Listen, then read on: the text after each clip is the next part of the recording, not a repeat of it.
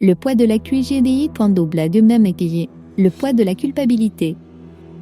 Le matin arriva avec une lourde chaleur. Nadia se réveilla dans les bras de Samir, son corps encore rempli de la chaleur de la nuit. Mais alors qu'elle ouvrait les yeux, une vague de culpabilité l'envahit. La lumière pâle du matin ne laissait aucune place à l'illusion. Elle n'était plus simplement une femme amoureuse, elle était une trahisseuse. Le visage de Samir était paisible, sans remords, comme si la nuit avait effacé tous les doutes. Mais Nadia savait que ce n'était pas le cas pour elle.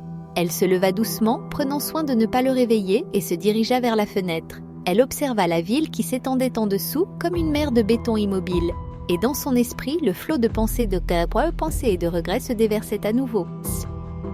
Elle pensait à Eric, à son mari, qui ignorait tout, qui croyait que tout allait bien entre eux, il l'aimait, il lui faisait confiance. Mais elle savait que tôt ou tard, la vérité éclaterait, et quand elle le ferait, la destruction serait inévitable. Elle se tourna pour regarder Samir qui bougea dans son sommeil, attirant son attention. Il ouvrit lentement les yeux, et lorsqu'il la fixa, un sourire tendre illumina son visage. « Nadia, murmura-t-il, tu m'as donné tout de toi. » Ces mots résonnèrent en elle comme une douce mélodie, mais aussi comme une condamnation. Elle avait donné son cœur, son corps, mais à quel prix ?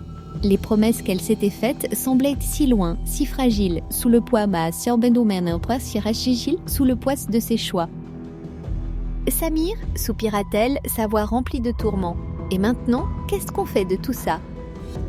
Il se leva doucement, se dirigea vers elle et la prit dans ses bras. Sa présence la réconfortait, son webulité, et la culpabilité la rongeait.